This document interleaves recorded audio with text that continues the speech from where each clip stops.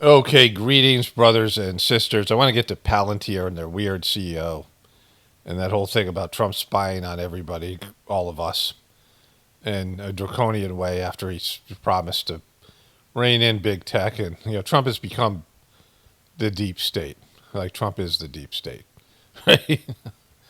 And so I'll explain all that as we go through it. I was going to cover that first, but obviously I got to go with this Trump and Elon Musk meltdown. Now, numerous people said that I called this, that I had predicted this, and it isn't hard to predict. This is one of the wonderful things about being in the truth community, that we can say just what is going to happen or what is happening in ways that the mainstream media and everybody else is constrained. Because I knew this would end this way, because it's not hard to predict, right? This is how Trump's relationships end. And so, you go and you look at all Trump's inner circle of people, how many of them ended up writing books about Trump or going to jail or both? You know, and how many of these relationships ended in, these kind of shit fights, with Trump and him, had Twitter fights or whatever, and people sniping back at each other. And I saw something on, I don't know, somewhere, I can't remember what it was, where they're talking about how this MAGA movement of politicians is a bunch of people with abrasive personalities that don't get along with each other, that are sort of held into this coalition. And I thought that was a great description of it, because we saw this with Pete Hegseth. He brought in three of his own guys, and one guy was a very ardent Trumper, and all four of those guys started to go at each other, and he had to fire them all. Like, these guys, these people have abrasive personalities. They have hostile personalities. They're all arrogant. They all think. I'll show you this guy with Palantir, this guy who runs Palantir, who's now, in bed with Trump. He's another one of these guys, right? I talked to that movie Mountainhead with those tech guys that are like this. But you have all these sort of wannabe alpha males who are, and females, like you saw this with Marjorie Taylor Greene and Lauren Boebert. You'd think that they would get along, but when they've had numerous interactions where they had these bitch fights, right? And so, what you have is people who have hostile personalities, and I've talked about this in the truth community. Many of us would be just like crazy end of world people in any other time, right? Like, we're people that don't get along with other people. We don't work well with others. I mean, I've known this about myself for a while, right? At that, it happened when I became a father, and I was used to, it happened before that when I started Saj Marg meditation, that my whole life I'd always been someone sitting at the back of the class, making fun of stuff, not a joiner, like always somebody who was on the outside, sort of being a cynic and, whatever these things. And then all of a sudden I started Saj Marg, and I had something I believed in. And I became a preceptor, and I had people come over my house, and I was like, I couldn't be that guy in the back, with a few friends or whatever it was, making fun of the whole thing, not joining in. Like, I had to like dive into something because it was so great. I really believed in it, and I was totally not suited for that, because what I'm suited for, and of course I became a fringe person with Saj Marg when the heartfulness thing broke, which more suited me better. Unfortunately, that stuff happened. And then, of course, now with the truth community. And, when I became a dad, I was like, there's the times where, I'm like, oh, somebody should do something. I'm like, oh, it's me. Like, I was used to being like the uncle or the, when my siblings, my brother and my older brother and my three older sisters had kids. I was used to being the uncle and, not having to be a disciplinarian and, these kind of things. But now I had to be like a dad, and I had to play that role. And it really didn't suit me in my personality configuration in various ways, because, all these things. And so, we have these personalities that work for the system the way it is now, because it's, it's fucked, like it's collapsing. But any other time, we're just nuisances, like, like these type of personalities. And, you see this in, not just in the truth community, but we see this now with this MAGA bullshit. And these people all think they know more, and they're all better than everyone else, and they're right, and They have superiority complexes, these kind of things. And it also happened whereas I lived in Coeur d'Alene, near Coeur d'Alene, Idaho, for a little bit, and there was a lot of these sort of hate groups up there. These type of militia hate groups, and there was like this hate group that they had like a compound and some land, and they were hanging out, and a older woman and her 25-year-old son drove by their house in like a shitbox old car, and the car backfired. And these guys all saw somebody took a shot at them because they were all, vigilante militia, kind of, paranoid motherfuckers. So they ran out and they ran the car down with like all their big trucks, some economy car, and they took the mother and son out and like pistol whipped them and tortured, like they were like harassing them, and the mom and son sued them and won and took their compound. And I was watching this on the local news, and there's a cop interviewing. Go, yeah, these guys show up, these groups show up, and like they get drunk and they can't get along. We always have to come out and break up fights, because people who indulge in hate, indulge in hostility, always end up infighting. They don't get along with each other either, right? And so this is Trump. Trump has a very hostile personality, and he attracts these people with these types of personalities, and they can sort of get along for a little bit, but it's going to end badly. Like neither one of these guys. I mean, Trump has like nothing but his marriage is fake. Like Melania hates him. Like you see him all the time. She's not affectionate to the guy, and she was really pissed when that whole Stormy Daniels thing came out. And Elon Musk has like 5 different women to 6 different baby mamas. So like none of these guys have sustained relationships. Pete Hegseth has 3 different wives. He was, banging that woman. It was that accused him of sexual assault in a hotel room. Why he had a wife who just had a young baby, and another coworker who he impregnated, who became his 3rd wife. Right? These people just can't have good relationships with other people. They have these horrible relationships, and so this is why Trumpers fall apart. And as soon as Trump's gone, the MAGA movement will just it'll eat itself, right? There'll be all these people vying for power, and nobody has this kind of personality that Trump has to pull all these fucking hateful, angry, fucking, I know better than you, arrogant, narcissistic people together, right? And so this is the indication of that. So I was watching this with my wife, with Anderson Cooper last night, but CNN put up this one. She has more stuff here, I think, than he did. But I'll also go through, this is from last night. There's another thing. I don't know if it's got more stuff in it from Caitlin Collins. And then I'll read through Elon's tweets this morning, all of them. And then we'll see where this is. And if there's more, I'll add it on to the end of this piece as the day progresses, right? It's around 8:30 right now. Donald Trump alliance has gone up in flames. Total and utter flames. A public meltdown unlike anything the country has ever seen. Elon Musk, just in the past 2 hours, calling for Donald Trump's impeachment and saying Trump's name is in the so-called Epstein file. Time to drop the really big bomb.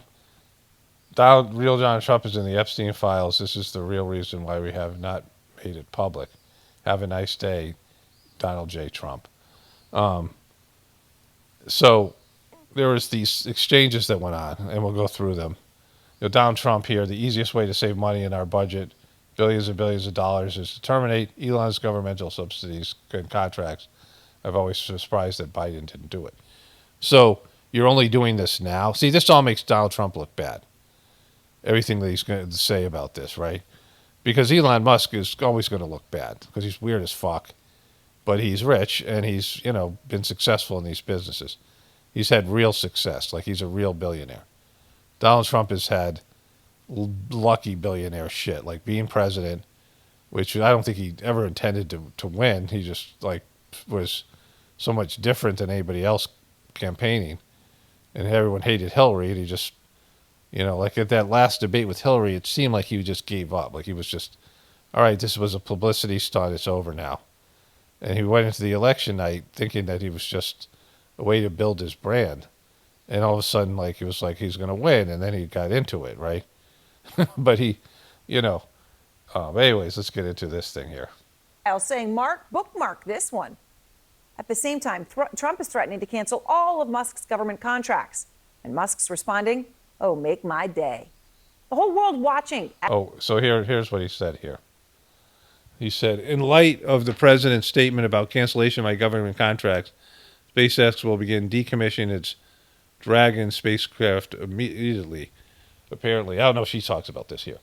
You know, I've seen various reports about this. We'll go through all of them. And then what they don't, if I can't find all the stuff.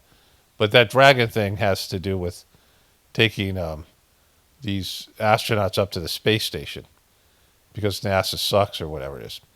And so, you know, it's like Trump is saying things that is going to have effect on all, like, you know, businesses. I mean, this is the stock market's tanking, all these things. Elon Musk stocks, Tesla stocks are in the fucking garbage. I mean, these have real life effects, right? Day. The whole world watching as this back and forth played out.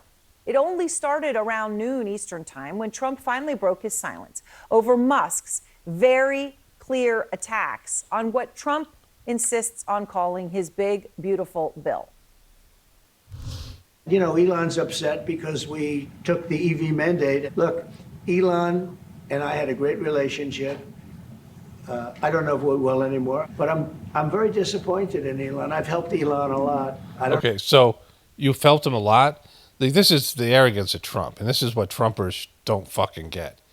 He had the balls to say he's helped Elon a lot. You took $300 million of Elon's money. 300 fucking million. He gave you 300 million to make you president. Well, first, he took over Twitter. And he lost money when he took over Twitter, lost users, people were pissed at him, to open it up to a place where there'd be more free speech. Which, if Elon didn't do that, Trump would not have had a platform. I mean, I don't know. Like, they wanted Trump to win, so I don't know, you know. And I don't know how many of these. I don't believe this is staged, because this happens with Donald Trump with everybody. Donald Trump has these meltdowns, you know, Twitter meltdowns. He's had them for years, long before he was president. So this is very typical Donald Trump stuff.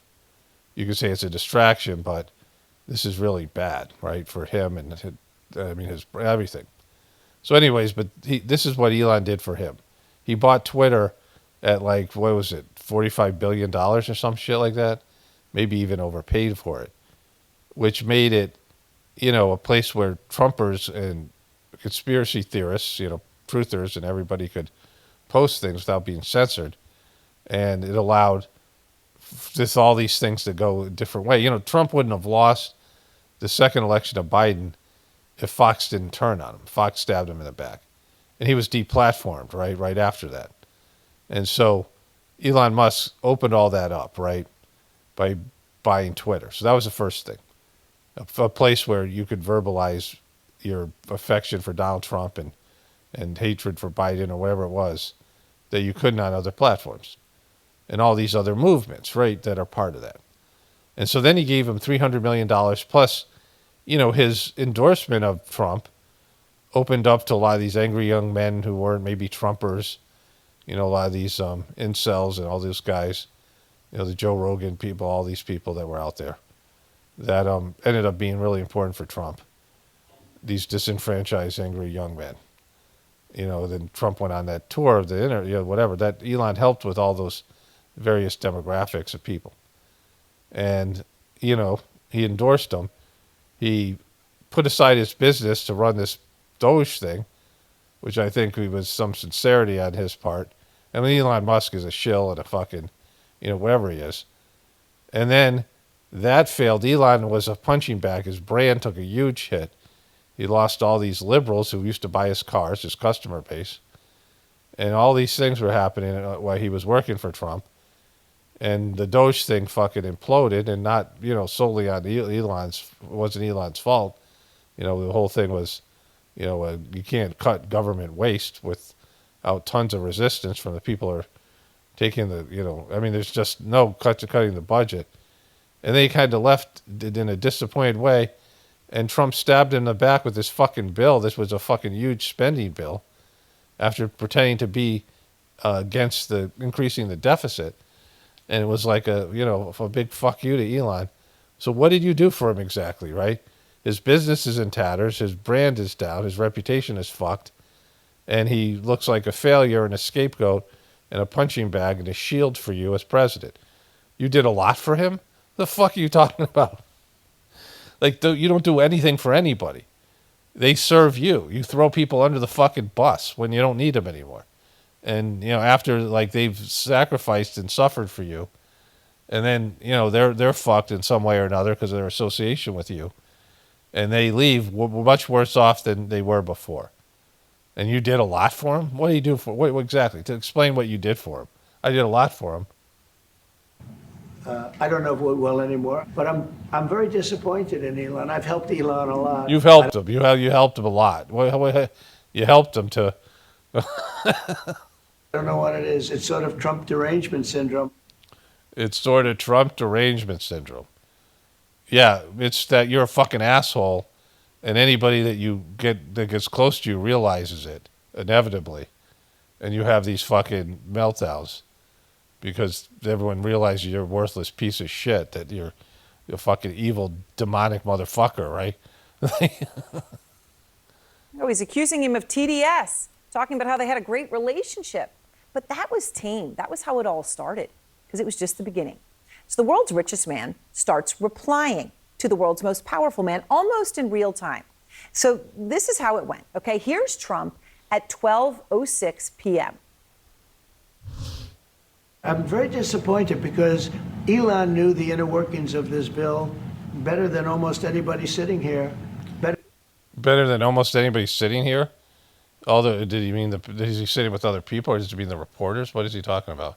Better than you people. He knew everything about it. Better than you people? Of course he would know it better than the reporters. He would have access to before the press guy. you better than even you people who had nothing to do with it, right? At 12:25 p.m., Musk posts, false. This bill was never shown to me, even once, and was passed in the dead of night so fast that almost no one in Congress could even read it. And that again, we'll go through these tweets because there'll probably be more now.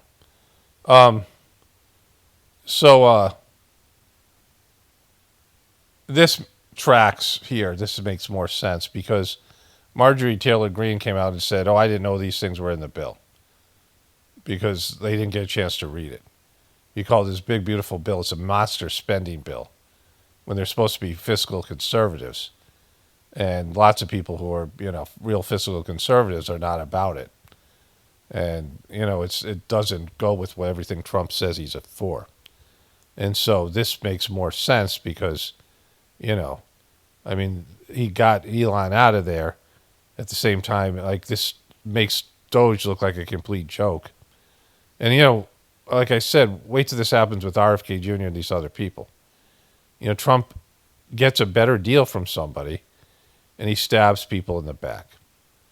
And he does it all the time. He's, for a guy who they want to make it look like he's some guy who sticks to his guns, he's easily influenced. RFK Jr. said that Trump listened to him and believed everything he said. During his first term. It was going to make him health secretary during that term or something, whatever. I think it was health secretary. And Pfizer came and gave him $1 million, and he lost RFK Jr.'s number. He ghosted him. And like he said this in interviews, like leading up to the election. And so, Trump looks like he's on board, and maybe he is, but he turns on you in a second. And he's very, almost like in a paranoid way. This is how he does relationships. Like, this is whatever fucked up thing happened to him in his childhood. Like, this is his relationships, where he's ultra positive, almost like he has the borderline personality disorder. That's ultra positive. Like, he talks about these people like they're the greatest people in the world. Like, how many times did Trump say, whether it was John Bolton or Steve Bannon or, Chris Christie or these people, how great they were, Jeffrey Epstein, Like he talks about these people like they're wonderful. They're the best people. Like he says, these are the best people. And then they have a blowout, and Trump's like, yeah, that guy's horrible. So, I mean, it's like he has a good honeymoon period with Elon Musk jumping around on the fucking stage like a crazy motherfucker, right? Drug addict. And so, and this is everything you need to know about Trump. Like this should terminate, the Trumpers' belief in him, but they just don't fucking want to get it. I mean, the denial that Trumpers have is the TDS that Trumpers have is stronger than any other delusion out there. Like they just won't. There's nothing, like Trump said, he could shoot someone in the face in Fifth Avenue, because this shows that Trump is a lying piece of shit. Like Elon Musk is saying this. He said, we showed him the bill, and Elon Musk says, I didn't see the fucking bill, which Elon's much more believable because other people didn't get a chance to read the bill. The other people that are talking about it. He tried to push it through, and I don't think Trump read his own fucking bill. So, this is Trump being handled. Like they say he's a fiscal conservative, but, his handlers passed this, was putting this other bill through. That was the first thing. Then they started fighting over whether Trump would have actually even won the election if it weren't for Musk. Here's Trump at 12:05 p.m. Eastern. Elon endorsed me very strongly. He actually went up in campaign for me. I think I would have won. Susie would say I would have won Pennsylvania easily anyway, even if the governor ran, the real governor, not the governor from Minnesota. Referring to Shapiro. And Elon replies at 12:46, quote, without me, Trump would have lost the election. Dems would control the House and the Republicans would be 51-49 in the Senate. Such ingratitude, which clearly upset Trump, who posted that he actually fired Musk. Elon was wearing thin. I asked him to leave. I took away his EV mandate that forced everyone to buy electric cars that nobody else wanted, and he just went crazy. Let me find the thing where he says he fired Elon. Here's the whole clip. And I watched, like I said, my wife and I watched Anderson Cooper talk about this. And I'm sure they have it on MSNBC and Fox. And they don't show, why not show all the whole stuff? So here it is. Elon's upset because we took the EV mandate, and which was a lot of money for. So, like, now Elon says that he's fine with that, and we don't know if that's true or not. Like, he's probably not fine with it, but he had said, "Go ahead and take it," months ago, and I don't know if that was true and whatever. That could be historically checked or whatever, but that he knew that was going to happen. Like he wasn't surprised by that. And so maybe that's true, maybe it isn't. Like it makes sense that he would be pissed by it because it would hurt his business. But he's also doing Doge, and maybe he wanted to make a appearance that he wasn't, part of the problem. Who knows? But either way, he's saying that's not true. And Trump's lying about everything else. And so, like, Trump doesn't know what's going on. Because Trump doesn't know what's in the bill, right? So Trump is not a curious person. He's not a policy wonk.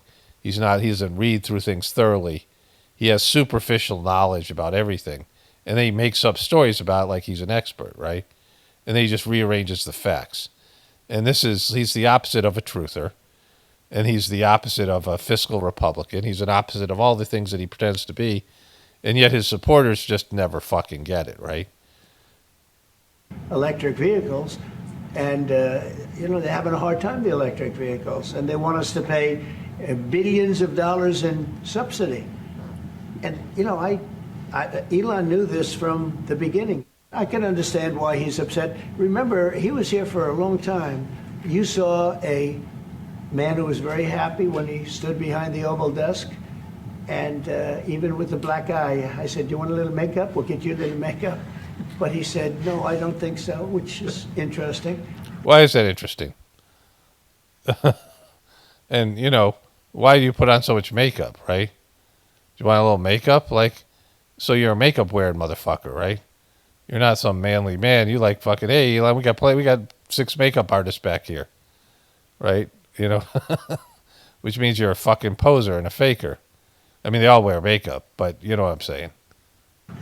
and very nice. He wants to be who he is, so you could make that statement too, I guess. Look, Elon and I had a great relationship.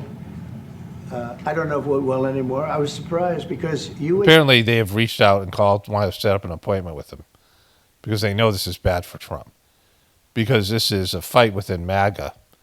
And, there's many MAGA people that at least have a sense of fiscal responsibility, and the deficit this is bringing more attention to the deficit, which nobody really should want, because it's fucked. The deficit's fucked.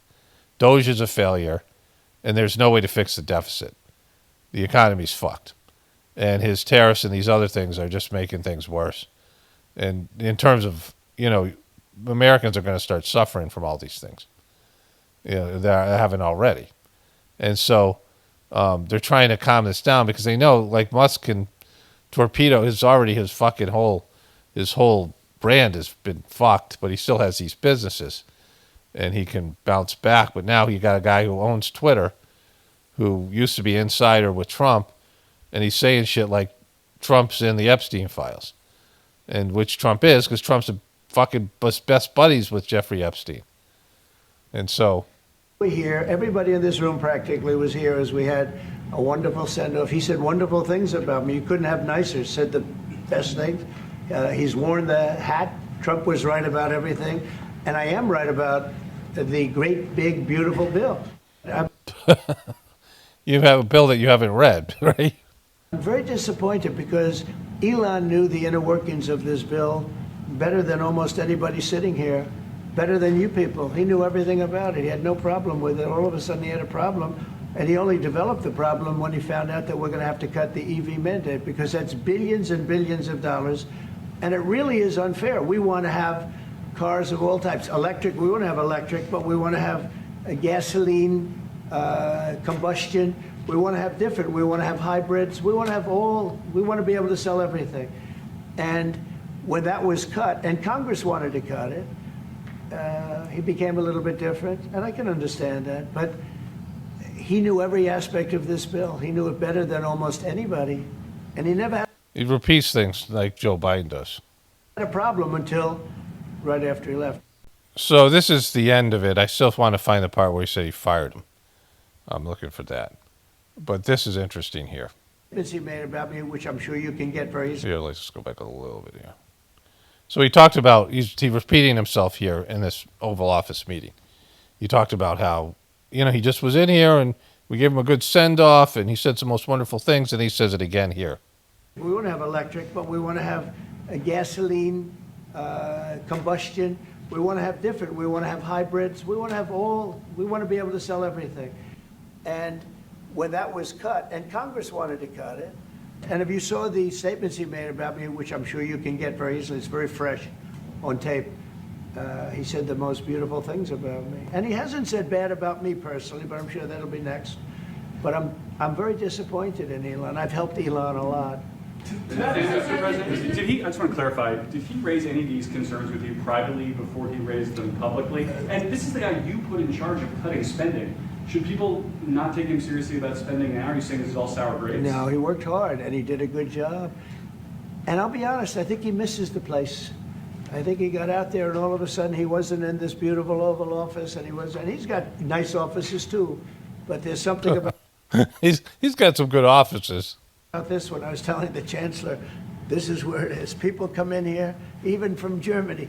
They come in and they walk into the Oval Office, and it's just a special place. It's, World War I, it started and it ended here, and World War II, and World War III to come. a lot of good things are happening in this room. And I'll tell you, he's not the first. People leave my administration and they love us. And then at some point they miss it so badly, and some of them embrace it and some of them actually become hostile. I don't know what it is. It's sort of Trump derangement syndrome, I guess. Yeah, no, it's just that you do all these things and you're such an asshole, and they're covering it up because they're working for you. And then when that relationship breaks, they tell the truth of how they really felt, right? Like they didn't like you the whole time. And, so Elon Musk said all these people are lying pieces of shit. And then when they leave and you fire them or there's this breakup, they're like, well, he's actually sucks. I mean, that's happened over and over again. It's not Trump derangement syndrome. It's that you're toxic to everybody you're around. You're a cancer.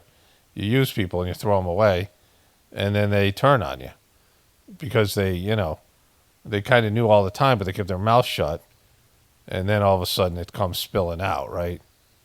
They call it, but we have it with others too. They leave, and they wake up in the morning, and the glamour's gone. The whole world is different, and they become hostile. I don't know what it is. Someday you'll write a book about it, and you'll let us know. Yeah, we know what it is. Okay, so I misunderstood what she was saying here. I thought Trump actually said he fired him, but this is what... Well, let's cover this again here. Elon was wearing thin. I asked him to leave. I took away his EV mandate that forced everyone... Wait, let's go back a second here. Which clearly upset Trump, who posted that he actually fired Musk. Elon was wearing thin. I asked him to leave. I took... So she's saying, I asked him to leave, was him saying he fired him. He was wearing thin. I asked him to leave. So Trump is now saying all the things he said about Elon is bullshit, right? That he had to go because he had to run his businesses, all those bullshit excuses, giving him the key, the golden key. It was actually the opposite. He said Elon was wearing thin and I asked him to leave. Away his EV mandate that forced everyone to buy electric cars that nobody else wanted, and he just went crazy. Musk's reply 11 minutes later, an obvious lie. So sad. Well, on this, Elon has a point. An obvious lie, so sad. It is worth remembering that Trump and Musk were so close that, remember, it was like, where's J.D. Vance, right? That it was Trump and the number 2 was Musk. And look at this first joint interview he gave. It was with Musk, not with J.D. Vance. I think he was in Munich when this happened. In fact, when Musk's Tesla shares started plunging because buyers shunned him, they shunned him because of his role as Trump's number 2. And so Trump actually at the time, remember when he went out and he did the big giant car ad for Tesla while standing in the driveway of the White House? In fact, he got one for his granddaughter, a Cybertruck, and he said he was personally going to buy one. That very Tesla that he was going to buy, it is actually there tonight. It is still parked on the White House grounds. CNN today got its picture, filmed this video of it late today. I wonder if... Look at him parked like a dick, right? With Trump's car, like totally over the fucking line here. I mean, this is, it's a non-parking space because there's a manhole there. But I'm Trump has any idea that it's parked there. Which brings me to the biggest threats that each man threw at each other today. And it was nasty, frankly, beneath both of them. But, hey, all bets are off on that anymore. At 2:37. It's not beneath either one of them. What the fuck are you talking about? You've been covering Trump now forever. You're saying this is beneath Trump? This is what Trump, this is beneath him? This is what he is. This is his hallmark of his personality. When he was calling Rosie O'Donnell fat, or he's talking about blood coming out of her eyes or out of her whatever with Megyn Kelly. I mean, these people that he's had shit fights with. And this is what Trump does. What are you talking about beneath them? It's beneath them. Trump threatens to terminate Musk's government contracts, writing, "The easiest way to save money in our budget, billions and billions of dollars, is to terminate Elon's governmental subsidies and contracts," which, while a serious threat... Well, he said Biden didn't do it, too. That's why I read the whole thing. I was always surprised that Biden didn't do it. Well, then why didn't you do it? You're only doing it now because Elon's talking shit about you, which means you're using your power as a presidency to do that, right? And so, that's being vindictive. That's not fiscal responsibility. You're saying that when Elon was on your team, you were willing to pay billions and billions of dollars in shitty government contracts, but now that he's shitting on you, you're finally going to do that? That means that you're a piece of shit, right? That you're not anything like you said you were. You can't say this and not make yourself look like a piece of shit, because you should have. If Biden should have done it, then you should have done it on day one. You should have said to Elon, "These contracts suck. We got to get rid of these. And if you're going to be serious about this Doge thing, we got to get rid of this pork that you're getting." But he didn't say it until Elon turned on him, and he's using his presidency, the power of his presidency, to be vindictive. So if he starts spying on you with Palantir, which is going to be a huge deep state movement, which I'll get into after this, then how will that go, right? Like anybody who criticizes him is going to be subject to fucking being spied on. That's some deep state fucking monarchical thing. Monarchical thing. Monarchical. Being a monarch, that's some king shit right there. That's some empire shit. Evil empire shit. Governmental subsidies and contracts, which, while a serious threat, you got to think about it. SpaceX, the Boring Company, and Tesla benefit massively from government contracts and subsidies. Musk's business empire is built around $38 billion in reported government funding, according to the Washington Post. But to get rid of all those is also a unique threat. Because without Musk, what happens to those astronauts on the ISS? Remember the astronauts who waited 9 months because only Musk's Dragon capsule could bring them back home? Well, Musk sure does, which is probably why he responded to Trump's threat to terminate his contracts with these posts. Go ahead, make my day. And then he added, in light of the president's statement about cancellation of my government contracts, SpaceX will begin decommissioning its Dragon spacecraft immediately. Well, he knows who controls that one. And then Musk threw his own threat out there. One of them, this one was laying down the gauntlet. Talk about going to the gutter, writing time to drop the really big bomb. Real Donald Trump is in the Epstein files. That is the real reason they have not been made public. Have a nice day, DJT. And that's actually really serious. Those Epstein files perhaps cuts as deeply as anything. But the other one might be just as bad for Trump. The twice impeached president, Musk, not long ago posted yes to someone who wrote, President versus Elon. Who wins? My money's on Elon. Trump should be impeached. J.D. Vance should replace him. It is absolutely stunning to watch it. Maybe that's why no one could look away today. A split for the history books. When you think... Okay, so that's the shit where I guess there's another tweet here. I love real Donald Trump as much as a straight man can love another man. So they get into their love fest, which is all fake, right? What else is there to say? Kristen Holmes... Okay, so that's that one. Let's look at the one from Caitlin Collins, see if there's anything more that came out later. Okay, so I watched Morning Joe, and they didn't have anything new. There's an epic basketball game yesterday with the Pacers beating the Thunder in a sort of a game that, they shouldn't have won. And then there was, some of these other things. There's more stuff going on in the Ukraine. But there isn't new news about this yet. So I'll go back when I go to edit this video at the end, and I'll go through Elon Musk's Twitter, and I'll check to see if there's anything new. Apparently, their Trump team reached out to him, like I said earlier, and they're going to meet today, which is, they're trying to do damage control. But the fucking damage is done, right? It should be. So this is about how many Trumpers, this just comes down to one thing. How many Trumpers will finally realize this guy's full of shit? So, and I don't really have I talk about Trumpers and make fun of them, but, I kind of like covering how delusional they are. And I like making fun of their comments. So I hope they don't wake up to Trump. There's nothing that's going to stop the country from imploding. The alternative was Kamala Harris or J.D. Vance. These people saying Trump should get impeached, which it's not going to happen. But the bill is a nightmare. And there's going to be some fiscally conservative Trumpers that may realize this guy's just a fucking bozo. Doesn't know what he's doing. He's all over the place. His promises mean nothing. And we'll get into that. Well, let me show you this clip here that I showed you yesterday because I want to get into this Palantir thing. Well, let's watch this thing first here. Money in our budget, billions and billions of dollars, is to terminate Elon's governmental subsidies and contracts. I was always surprised that Biden didn't do it. Tesla's stock price took a massive hit after that, $150 billion in market value gone as the two were trading attacks today. According to Bloomberg, Elon Musk lost $34 billion today. That shows you how fake money is. That they could have a little bitch fight on Twitter and it cost him $34 billion.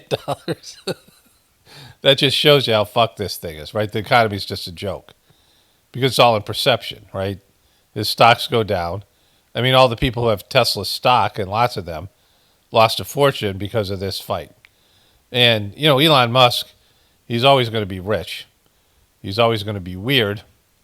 And I don't think he, doesn't really matter one way or another because he's not happy either way. Like, even if he lost his money, probably be happier. But Donald Trump's Trumpers, like this feud makes them pick mommy and daddy are fighting, right, kind of thing. This makes Trumpers have to pick sides. And I don't know how much that means to Trump, but all he has is his supporters. Like, everybody knows this guy's fucked. Any of the independents that voted for him because they were worried about Biden or Kamala Harris. The people who weren't really into Trump but voted for him because they thought he was maybe better on the economy, whatever it is. He's lost all those people. And now he's going to start losing senators and I mean, eventually his so-called mandate isn't going to hold. And then this stuff will sort of dissipate. But I don't think that matters to him because Trump is oblivious to all of it. He's definitely got his own senility thing going. He's repeating himself. And he says things that he shouldn't say because they directly contradict other things that he says.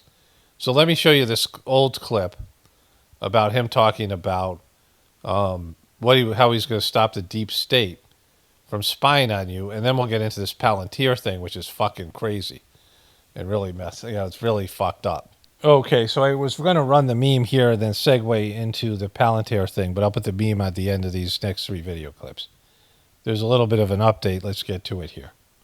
Okay, so it's 12:45. I'm about to edit and get this video done. I've done the part on the back end about Palantir, and it was even better than I thought, more interesting than I thought. The whole AI thing's involved with that as well. I want to get off the AI just... that's going to be a constant now because there's like an AI watch. But, it's all relative. But I scrolled down. This was from 14 hours ago, a couple hours. But it's noon now probably. I just ate lunch and was talking to my son about the Trump Elon Musk thing. He's got a different perspective. He had said, my son was like, the other electric car companies are not making money. So the subsidies were helping them. So cutting the subsidies actually helps Tesla because they don't need them anymore. And those other companies do. It's to keep on growing. So it actually hurts its competition more. But anyways, this was posted last night, probably about 15, 16 hours ago. If America goes broke, nothing else matters. If the greatest country goes insolvent, if all the money is spent on paying interest on debt, there's no money left for anything. A country is no different from a person. Country overspends, country goes bankrupt. This is stuff that I've said. I guess he says it here. A person who overspends and goes bankrupt, it's not optional to solve these things. It's essential. So that's here in his own words. Because if the country goes insolvent, if all the money is just spent on paying interest on debt, there's no money left for anything. Yeah. So that's the reason I'm doing this, is because that's not insolvent. Okay, it's already insolvent, right? Our liabilities, when a bank is insolvent, it means its liabilities are so great that its assets could never, its liability asset ratio is so great.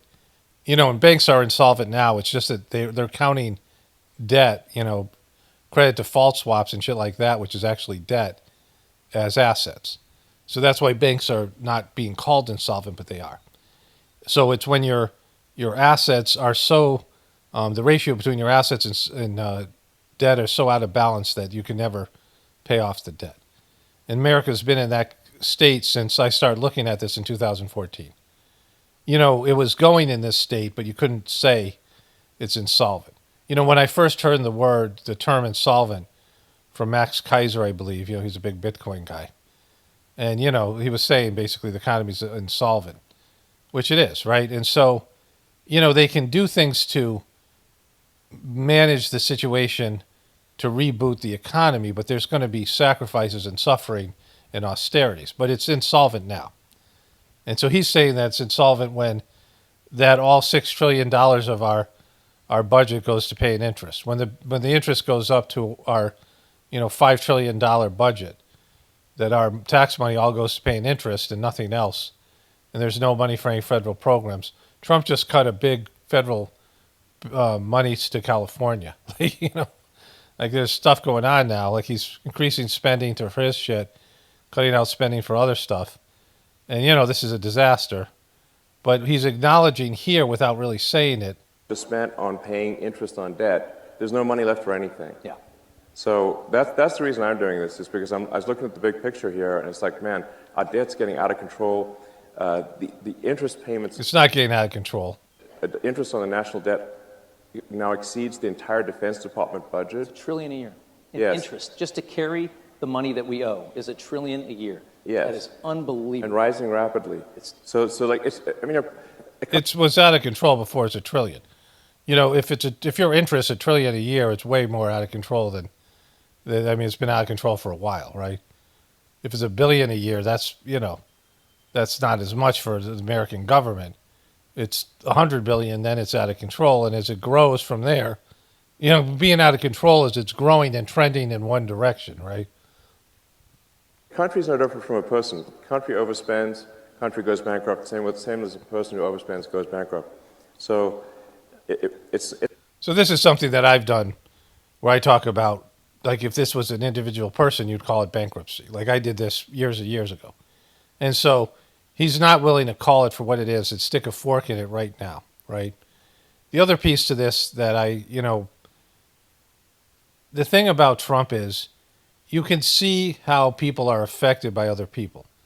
And so my relationship with the master of the Sajmark system, I only interacted with him 9 or 10 times. I saw him a bunch of times, was around him.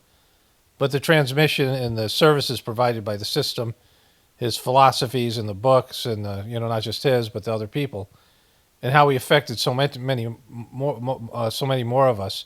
And not just him, there are people, preceptors, members who did the meditation, that when I came into their orbit, right, when I came into their, their energy field, everyone gives off an energy, that I was propelled to a higher level, which many people experience through my videos now, right? That they elevated me and so many other people. There was a lot of higher developed souls in the mission, and they helped to pick people up, right? It's like a great athlete, Michael Jordan. Are you able to make the people around you better?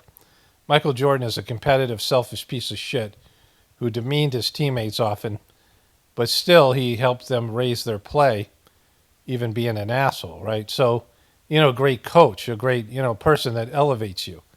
Your grandparents or something in some cases. You have people that pull you down, and when you're in their sphere of energy, they bring out the worst in you. And, bad luck and bad situations just seem to follow those people around. And when you're around them, it affects you. People are going backwards. And Trump is one of the worst people with this. You look at the people that Trump affected negatively, all these people that he once said were great, people like Michael Cohen, who's former fixer. He worked for Trump for a number of years, and then he went to jail, and now he's like broke and fucking. Rudy Giuliani, who was once the mayor of New York City, Trump stiffed him on his legal bills. Rudy Giuliani got sued for shit he said while defending Trump when he's senile and shouldn't even been out there. And now he's hawking fucking supplements on a podcast where he gets 3,000 views. Like, he gets like less views than I do. And he's trying to hawk supplements. He's chewing the supplements in the thing. I'll show you a clip of that. So this is Rudy Giuliani's fall. All right, so he was once America's mayor, leading New York City's response to the 9/11 terrorist attacks. Experience that he would later use to mount a wildly unsuccessful presidential campaign in 2008. And before all of that, though, he was a hard-charging prosecutor taking on the mafia as the U.S. attorney for the esteemed Southern District of New York. But here's the thing. Since allying himself with Donald Trump in 2016, Rudy Giuliani's descent has been nothing but swift. America's mayor has found himself on the other side of the law. In fact, Giuliani... They got to remember his face melted here. She's in jail. I think she's disbarred or something, right? Like I think she's in jail. They all have lawsuits against them. All these were Trump's attorneys. They're all fucked. Remember, his face was melting here. Giuliani has now been indicted on 13 counts in Fulton County, Georgia, for trying to overthrow the 2020 election results in that state. He also shows up as a co-conspirator one, in fact. So, a mugshot. How many of Trump's people end up getting mugshots, right? Jack Smith's January 6 indictment, which could lead to further charges down the line. And according to a new profile in New York Magazine, Rudy now finds himself indicted, isolated, and broke. Once the toast of New York, Rudy now spends his evenings broadcasting an hour-long internet show from his Manhattan apartment to, I guess, a couple of thousand viewers. His sole advertiser, Balance of Nature vitamins, which the former mayor plugs in between his rants about Joe Biden and, yes, the deep state. I mean, oh my goodness, you'd go on and on and on and on. No side effects to it. Nobody gets an overdose from taking vegetables. This is very, very good for you. It's natural. So, he's talking to old people. The few old people that still respect this guy, right? Look at what Trump turned this fucking guy into. Trump stiffed him on his legal bills. Didn't even pay him for he owes $148 million for some bullshit indictment, some bullshit lawsuit about the election and, all the rest of it. And the guy's a fucking, he's a shell of himself. He's always a piece of shit. But look at what happens in post-Trump. It gives you incredibly big boost in energy you would not expect pretty much right away. Maybe 2-3 days. I don't know. It seemed to me right away. They're laughing at him, right? I'm very aware of people with bad energy and how it affects me. Good energy, bad energy. And it's not whether the people, you like them. It's not a matter of whether they're nice to you. Oftentimes people with bad energy are very nice. Or they're very, they have a lot of charisma. It's not a matter of what they look like or any of these things. It's their effect on you. And, since I've been meditating, you have a spiritual condition. People wake up and they have, what do you feel today? I'm a little bit angry. I'm a little bit restless and these things, my mood's a little bit bad. That isn't what we look at, the people who do the meditation. It's not about what your mood is. It's, you can go be restless and go through cleaning. Sometimes when things that are being removed from you, if you're going through what's called the cleaning, then you're gonna feel like shit for a little bit, right? Or you're gonna feel worse. But there's this quality of it dimming down. When the new master, Kamish Patel, took over, it was fine in the beginning. But I noticed my spiritual condition was not as good as it was. And then over time, as he got corrupted and turned the thing into a cult, I couldn't feel the transmission anymore, and the this energy that's in the sittings, the meditations. And so, I recognized this guy was making my spiritual condition worse. It can be your diet and your environment and these things. Places you go have, some things are nice places, beautiful places, but they're gross and they bring you down. And you start feeling it. I can't really describe the feeling, but I'm like, yeah, this place has got bad energy. This person has got bad energy. This person has good energy. And when you leave a person's presence and when they're around you, it's like it picks you up in one way or another. The best way is spiritually, but also emotionally, in various ways. And, I knew Trump was a negative energy person just from The Apprentice, right? The Apprentice show, how many of those people that are on that show are still working for Trump? The prize was you got a certain amount of money to go work for Trump for a year. And it was a bullshit thing. The people came on and said, they covered up for it, but they don't really learn anything from Trump. He doesn't take you under his wing and teach you all his bullshit. Like, he doesn't really have any real business skills. The whole thing is just for show. When the TV cameras are gone, you spend you get the money from NBC, and then they give you some bullshit position where you're out promoting the Trump brand for a year, and then you leverage that into some other business position. Some of those people did well after the show, but it wasn't because of Donald Trump. It was because of the fame they got from the show. Many of them disappeared, and it's not like they're anywhere. Of course, then you had Celebrity Apprentice, and those people didn't do anything in terms of being with Donald Trump. But the people who were around him, you could see that he was just this toxic person. He's like that guy in a lesser form that from the show Succession, the father, right? and how negatively the father, who's a toxic person, affected all those kids and the business and the people around him. And so when you come across somebody ultra wealthy, you somehow think that some of their money is going to come your way. Like if you hang out with a billionaire, if you're a money person and you get a job with them, or you get, especially these people who would be vendors for Trump, would do vendor business with Trump and his Trump Towers. You're like, oh my God, I'm working with Trump. We've made it now. They say this a lot about, like, say, if you go on Shark Tank and you're like, well, I got to deal with Costco, and they're like, fuck, you got to deal with Costco? Oh, you got to deal with Walmart? Because those deals are predatory, where they get the advantage, and people who work with Walmart.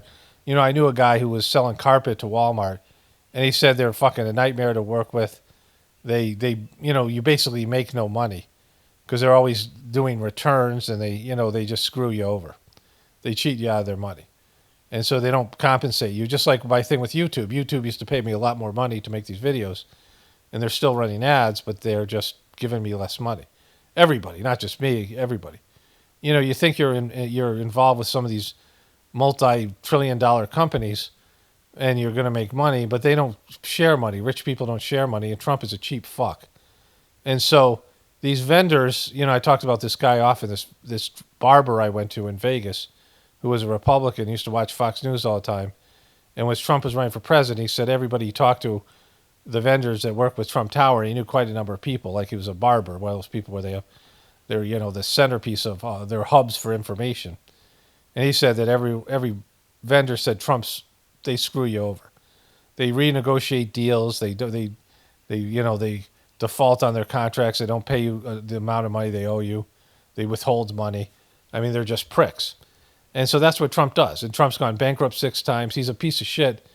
He destroys shit. That's why he's going to destroy this country, because he doesn't uplift anybody. And you see the way that people who come into his sphere of energy, I mean, so many of them are in fucking jail right now, right? I'm not talking about just the January 6thers, but people who used to be a part of Trump's administration. And, they've been involved with all this conflict and bullshit and drama, and many of them hate Trump.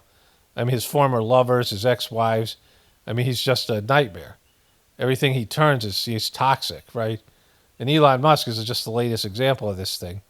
And it should be a warning for everybody. You know how it's going to go, because Trump's relationship with America is much like his relationship with people, that it's going to benefit Trump. Like he sucks off you like a parasite. He's like he leeches onto you like a parasite and sucks off as much energy as he possibly can, and then tosses you aside, right? Like he's a parasite, like leeching onto these people and institutions. And he gets as much as he can, and then he throws you away when you can't serve him anymore. I mean, Elon Musk gave him $300 million, his reputation, his effort, politics for him, his Twitter, he devoted to it. And so much, they promoted on Twitter, Trump. And then Trump fucks him in the end and does these things that he always does. It always ends in these situations. And Trump, like, I don't get it. They all get TDS. No, because you suck. It's not TDS. They realize that you're a fucking worthless parasite, and you fucked them over. And they, when they come to terms with it, and they've been screwed over, then they go public with it. It's not because they have TDS. It's that they realize who you really are. Anyways, let's get to the Palantir stuff here. They use big tech to censor you. They use the deep state to spy on you. We have to make sure that we are protecting the American people's privacy and data rights. So the Palantir and the Lord of the Rings are those all-seeing eyes you guys remember from the movies or the books that Sauron, the evil Sauron, controlled. And whoever looked into them went crazy. They could see the future, but a dark future. And they were like a seeing stone that was, a dark thing, right? And so there's this company called Palantir. It's got, I think, 2 CEOs or 2 founders. Peter Thiel we'll talk about here. Peter Thiel, I don't know. And there's another guy, he's just batshit crazy. He's kind of funny in a different way. Very pro-Israel and militaristic. And these guys are partnering with Trump to spy on you in a way that the deep state never did. Trump has taken the deep state to another level. And so, this is, I mean, he just said they use the deep state to spy on you, but this is what Trump's doing. Democracy depends on a free press. Please support our independent journalism at Democracy. You know, I haven't seen this woman in a long time. Democracy Now! Has more, you know, it's liberal, but it's at least a little bit better than regular news. There's that great interview she did with a guy who was a scientist at Berkeley, or California, was it Berkeley? And he discovered that Syngenta, you know, that atrazine turned frogs, male frogs to female frogs, all those things. But she's gotten old, you know, oldish. I mean, she was old before, now she's really old. democracynow.org/give. This is Democracy Now!, democracynow.org. I'm Amy Goodman with Juan Gonzalez. We end today's show looking at how the Trump administration has tapped Palantir, the data mining company founded by the billionaire tech investor Peter Thiel, to compile data on people in the United States for a master database, including a new $30 million contract with ICE to provide near real-time visibility into migrant movements as it seeks to arrest 3,000 people a day. See, the problem with Trumpers and people who are, you know, won't call bullshit on their own people, you know, Biden people that will defend him even though he's clearly senile. He's clearly has dementia. And, you know, there's people like that. And there's people in the Trump community, most of the Trumpers are like that. And they think whatever Trump does is okay. But they forget that in 4 years, whatever Trump power grab that Trump takes will be handed over to the Democrats. And in that, you know, you can always make an excuse that this is about tracking illegal immigrants. But do you need this kind of overall surveillance of all of us to do that? No, you don't. Of course you don't. In fact, you don't even need it at all. And so this is about fucking everybody else, right? And, you know, remember the movie Enemy of the State. And this is way worse now because of AI technology, their ability to spy on people. And Trump has got thin skin, and he doesn't like people criticizing him and wants to suppress everything, including, the, you know, obviously the media, but everybody else that is criticizing him, you know, because he's a fucking, like a dictator on day one. You know, he's trying to be an evil emperor. And so this is bad, right? This is bad shit here. Here in New York by McKenna Kelly, senior writer at Wired, where her recent articles are headlined, Doge is building a master database to surveil and track immigrants. And also, Doge is busier than ever. And Trump says Elon Musk is really not leaving. So if you can lay out what we know about this master database and Palantir's contracts with ICE. And let's be clear, we just mentioned Musk leaving, but actually not really, right? Musk and Thiel founded PayPal together, these two billionaire bros, tech bros, and now Thiel's company, Palantir, what it's doing. Yeah, sure. So just a few months ago, we started hearing about databases within DHS and IRS, SSA, across government being linked together. The purpose at the time was very unclear, but from my reporting that I've done with my colleague Victoria Elliott, we've learned that it seems as if this is a process to mix data from government agencies that immigrants often report to. So IRS and tax data, all these kinds of things that can track their most recent addresses and things like that. Why would immigrants be filing taxes?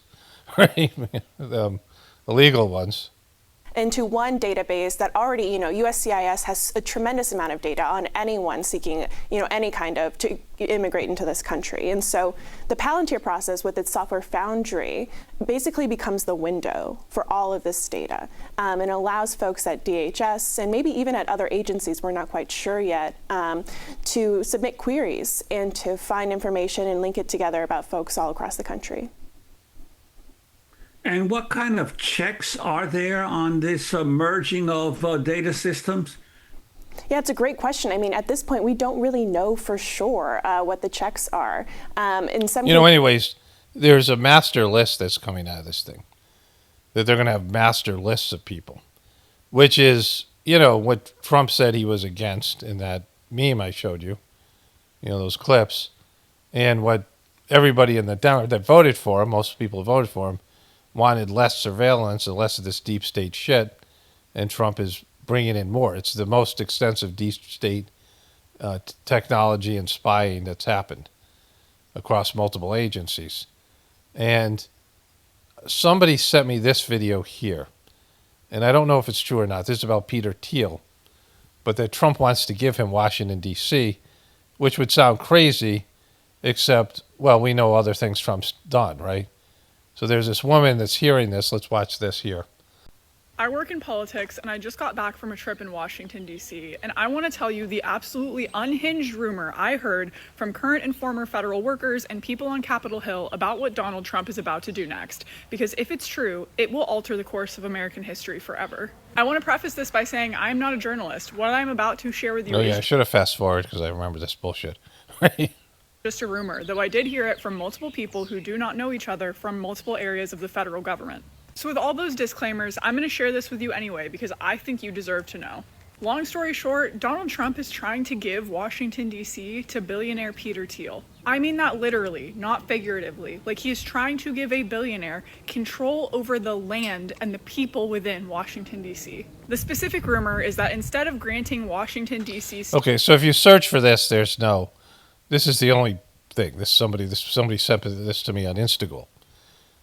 But it's kind of a crazy thing to say, but Trump, of course, wants to take Greenland from Denmark and take, make Canada 51st state. And Trump's done a lot. He says that America now owns Gaza and we're going to build hotels there. He's going to develop a nice waterfront property and luxury hotels. I mean, he said all this shit, right? And so I don't think he can do it or will do it, but I'm sure this is an idea that could have, it tracks with the other stuff that Trump does, right? Like just crazy shit. Statehood, like its residents have been demanding for years. He wants to actually roll back the little bit of independence that they already have of self-government. Apparently, he's considering turning the district into what some call a freedom city. Proponents of freedom cities advocate for areas and territories that are governed and owned completely by corporations. So essentially... So this is public and private partnerships that I covered years ago with the UN. And so, when the UN decided to take Gaddafi out, Gaddafi was well on his way to achieving the Millennium Development Goals. And those things were like, the average mean income, he had the highest mean income, average income in all of Africa. Like he was spreading the wealth. It's also about how women are treated and how, how education, how the kids are getting educated. And he was doing great in all these areas. And the last thing, there's like 8 Millennium Development Goals. And the last one is about public and private partnerships, which is a whole thing with the UN. And that would be like if the United States government Park Service partnered with a company, sometimes foreign companies, to own, say, the Grand Canyon, or own a highway or a bridge or a road, right? And so these cities that he's talking about, this is UN shit. This is deep state UN shit. And if Trump is doing this, this is, again, where they take land that we own, valuable land, Washington, D.C., some of the most valuable land in the United States, and give it to a company, right, to run as a smart city or whatever it is, whatever city she said. And so, I don't think it'll happen, but it's being discussed. Like, I totally believe that this is something that is being discussed. Essentially corporate colonies. So there's no federal government oversight. There's no state government oversight. Essentially, it's probably going to be a public and private partnership thing, but whatever. But this is the corporate takeover of collective lands that everybody owns. That is, it has value, and now the corporations would have it. In this case, a corporate CEO of a guy who's running a spy state for Trump that's worse than any spy state that we've seen. So this is the guy, Alex Karp. And he's somebody who, he says some funny things. He's a little bit weird. I am dyslexic, and so is he. He talked about his dyslexia, which some of that made sense. And he said he used to have a team of 200 people that kept him from saying shit that would hurt the company because he just says stuff, which I appreciate, right? Like, I appreciate people who are just who they are and are honest, even if it's fucked. The problem is he's in charge of this Palantir thing.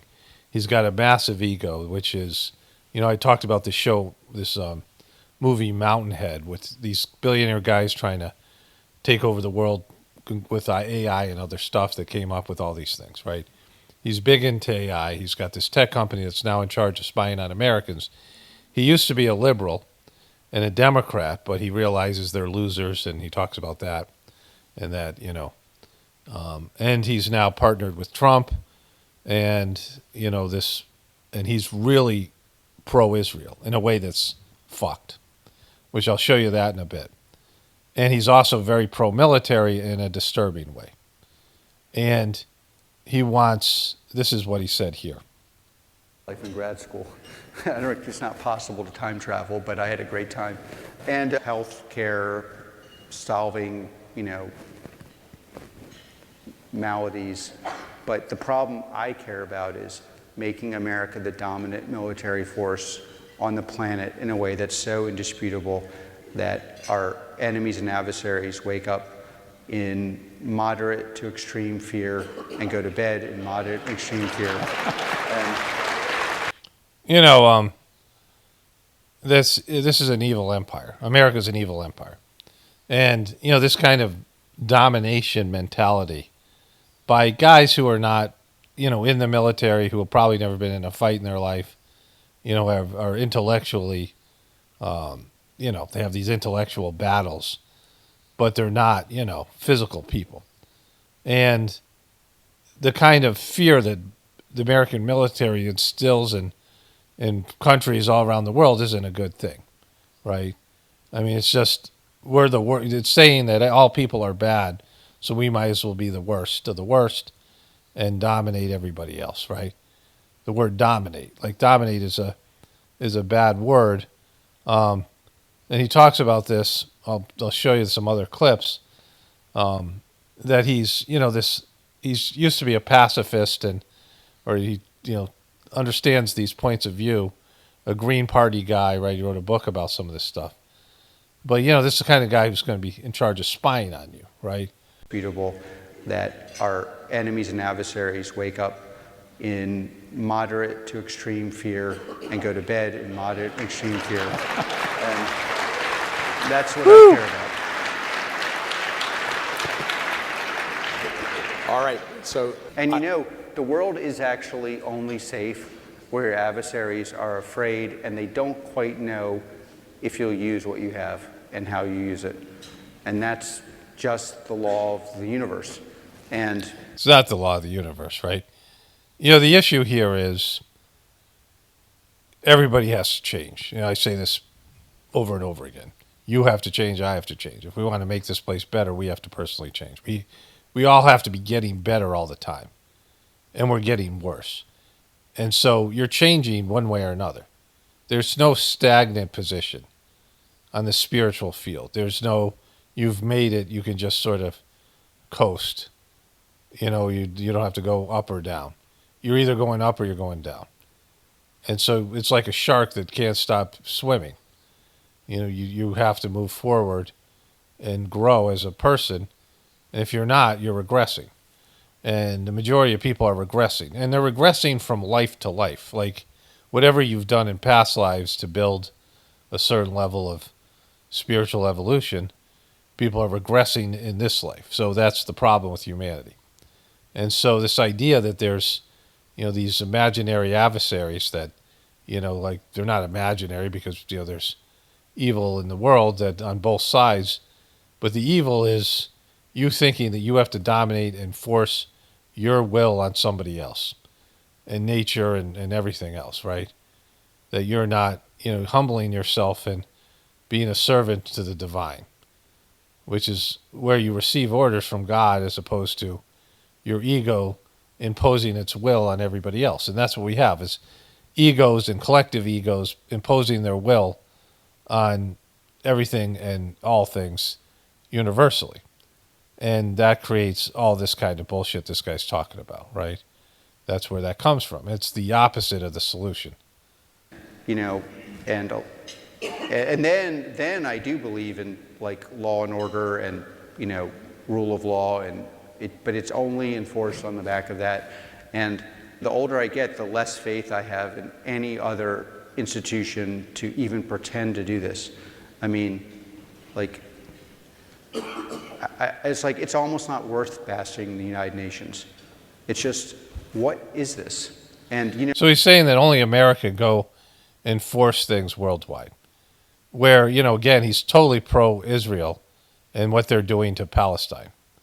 The Palestinian people that don't have an army, like the fucking abuse and the genocide. And we'll get into that, right? And he's against these universities, calling them anti-Semitic. I mean, like, a lot of these, there's a couple of these interviews that he does. And, you know, he's a guy at least speaking his mind. He's not hiding shit. But what he's saying is fucked. And again, this is a guy in a powerful position that's, you know, there's AI, AI is a part of what he talks about here. And the technology that he has and the spying that he's going to do. And he's also into what he calls strong borders. And, you know, somebody that shouldn't have this kind of power and you wouldn't want to have being partnered with fucking Trump, the nightmare Trump, to spy on you in some deep state bullshit, right?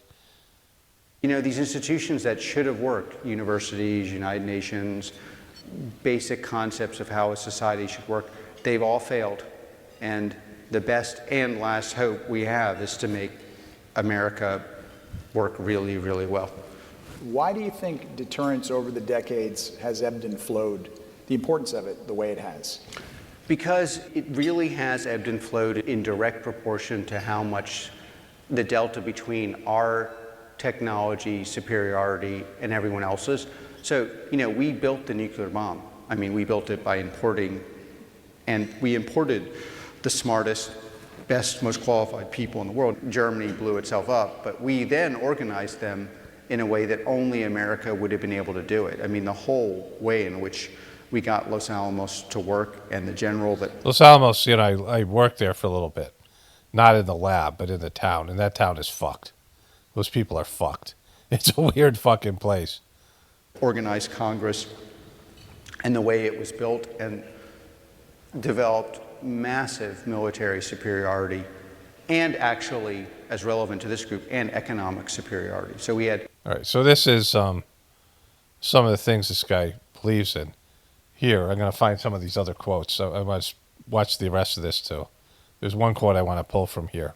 The most effective way for social change is humiliate your enemy and make them poorer.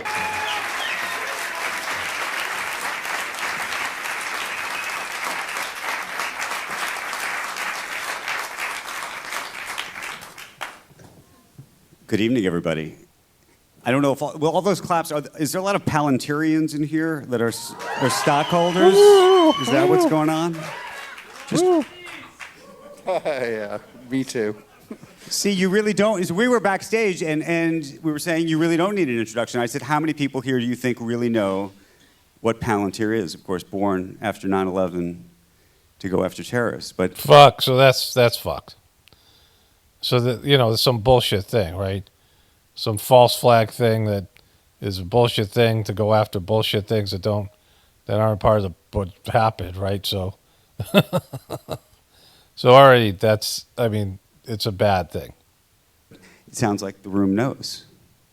Well, thank you. I actually can't see you guys because of the way the lighting is, but it does look like there are a lot of friends and supporters. Okay, so he says a lot of fucked up things in this one too. Of the company, are there ever times you think that you think? No, just I want to okay.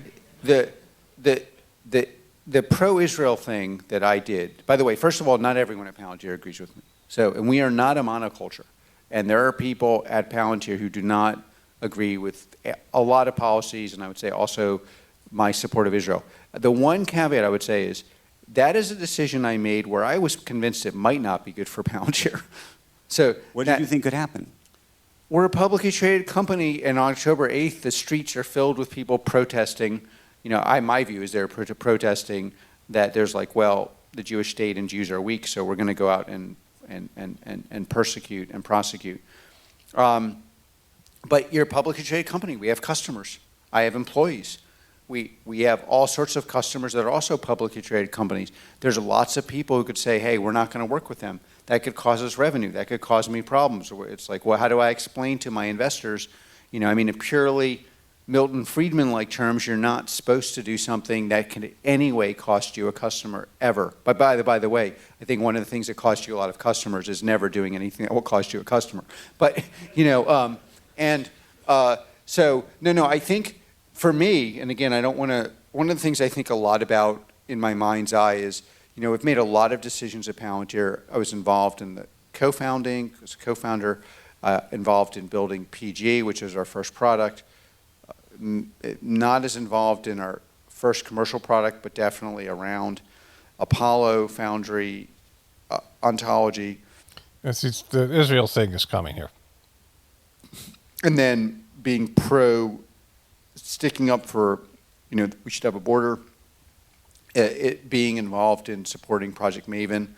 And then I often, and in Israel, just to get, what I found, to my own surprise, is the decisions that I've made where I thought, oh, this could cost us a lot. Like AI was a joke when we got involved. Israel looked and still is dangerous. And there are a lot of people who are virulently anti-Israel, blindly anti-Israel. Many of them, but not all of them, are just blindly anti-Jewish. But not all. I'm not saying every anti-Semite is everyone who's anti-Israel is an anti-Semite, although it's important to know every anti-Semite is anti-Israel, and it's increasingly hard to tell the difference on some days. And you know, like this again, the whole 9/11 thing. But this is, and I saw another interview. I don't know if I'll cover that one, where he talked about colleges. Then there's cities. Well, maybe it's coming here. Let's watch the rest of this. Also, if you're anti-Israel, you are very comfortable hanging out with anti-Semites. So, but there still is an analytical, theoretical distinction. Genocide. They're committing genocide in Palestine with a group of people that don't have an army of any sort, with some bullshit fucking story that they went in and to go in there and excuse. The West Bank doesn't have Hamas in it, right? And they're expanding this land, which we know. They've taken this land. They've kicked the Palestinian people out who were there. You know, there's more Palestinian people than there were Jews in Palestine when the UN partitioned it. And now they're taking the valuable Gaza Strip loaded with resources and a beautiful beachfront property. And, you know, it's a genocide. It's a land grab. Like fucking, if anybody has, I mean, there's no other, you can say that, you know, that you can say this thing about promised land, that you're a biblical person. I don't think this guy's religious. He's a liberal, probably atheist. But whatever he is, you know, you can't say those kind of things and then pretend you're a factual person, that you're looking at things in a clear way. Again, there's no bully. The Palestinian people aren't bullying the Israeli people, right? You know, they've created an open-air prison. It's apartheid, right? It's all the things that we've seen in the past. And, you know, it's a reservation. It's a concentration camp. It's the kind of thing that the Jewish people complained about, or, you know, the whole thing with the Holocaust. You know, they're doing this to the Palestinian people. And anybody can see that, right? That's just there to be seen. You have to go to extraordinary lengths to deny the suffering of the Palestinian people. And just a numbers game, right? But the decisions where it really did not look like always like the best decision, like when we built PG, we had license from our investors to build an analytic product.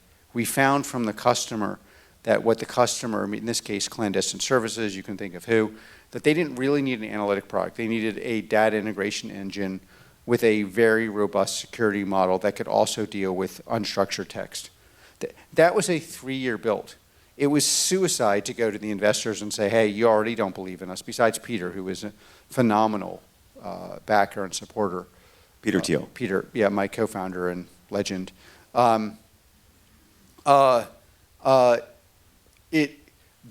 was the worst business decision you could ever make. Another bad business decision, suicidal from the perspective of getting a multiple, something that some people believe we succeeded at 20 years later. You know, the bragging, right? Like this arrogance and the bragging. Was having 4 deployed engineers. The reason no one had forward deployed engineers is like to make the product actually valuable, especially before AI, you needed people on the front line to customize the product, but then have the discipline to productize the things you were customizing, which is really hard. The flat hierarchy we have, which... Okay, so let me go back here to this part, the beginning of this. Bruce asked a question about Israel. A lot of policies, and I would say also my support of Israel. The one caveat I would say is that is a decision I made where I was convinced it might not be good for Palantir. So, let's go back here, sorry. Of commercial organizations. I have yet to see one that functions at a high level where internally there's not a very strong belief structure. Not one. Let me ask you a question about belief structure, because, and to your credit, I would argue that your personal belief structure and the companies are about as aligned as they could get. There's very few companies that have publicly, for example, put out full-page ads in the New York Times and elsewhere in favor of Israel. No other company was doing that, but it was aligned. Okay, so that's where that question started. I think he talks about it more later on here. This next part here. What's happening in the past was somehow these companies could not work with the U.S. military, but they could sell to adversaries. Where there's no distinction between military and civilian. So that has to change. I think that has changed. Now, I would say, in fairness to Silicon Valley, America is an enormously flexible. So he's talking about all these liberal companies that wouldn't sell to the American military, but they'll sell to these other countries, which, is a legitimate point, right? But he's so pro-military, which we've heard before, in the military-industrial complex. He wants to strike fear and crush the enemies. The enemies are people without, like we know from his backing of Israel, it's people without any way to fight back. Like, so you can just go and dominate and impose your will. This is the stuff that he's talking about.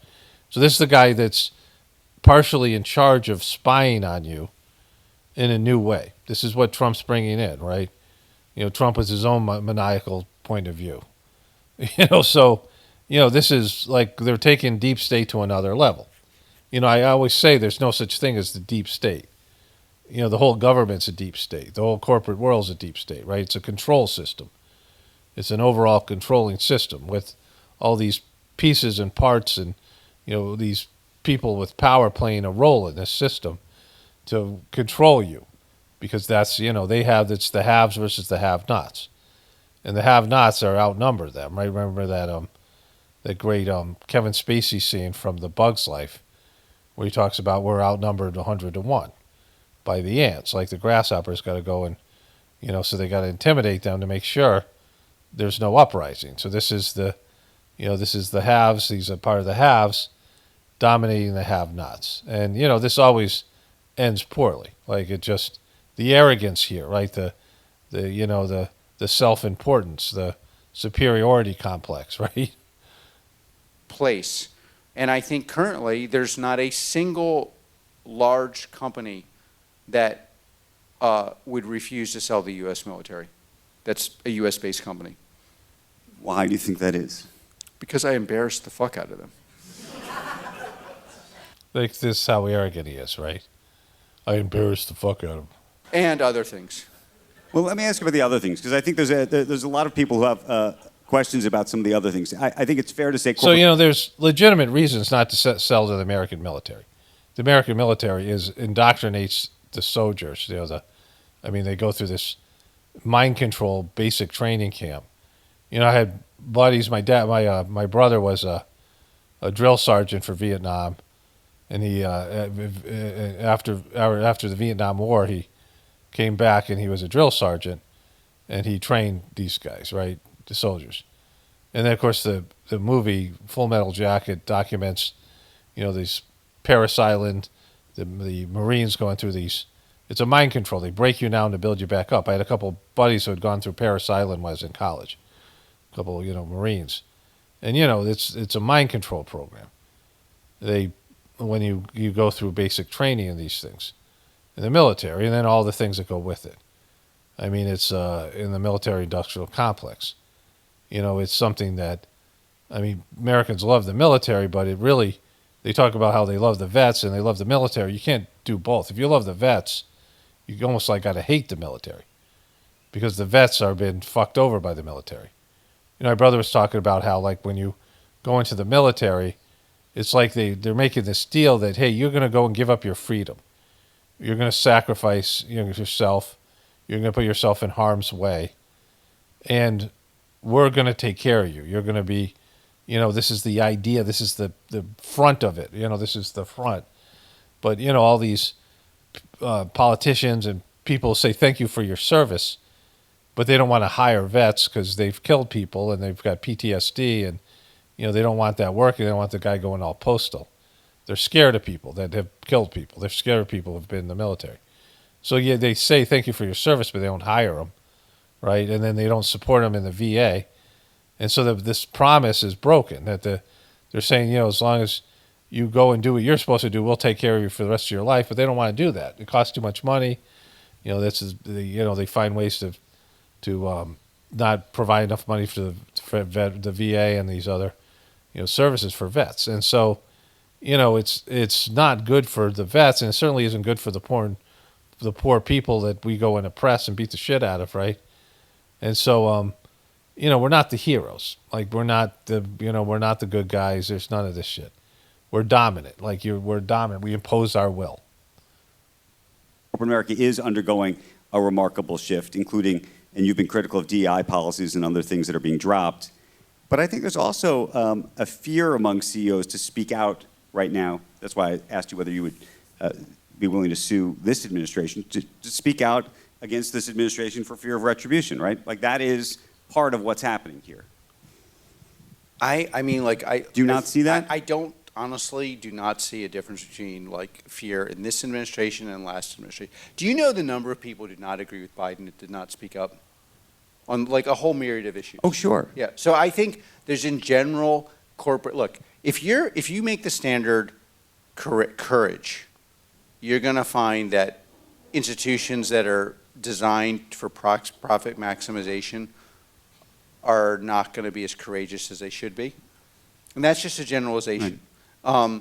And again, I would say, I do think the Israel issue is the single best issue on courage. Don't you think you've even been more outspoken? I mean, even in the past, I think underneath this book is a shift even in your own politics, no?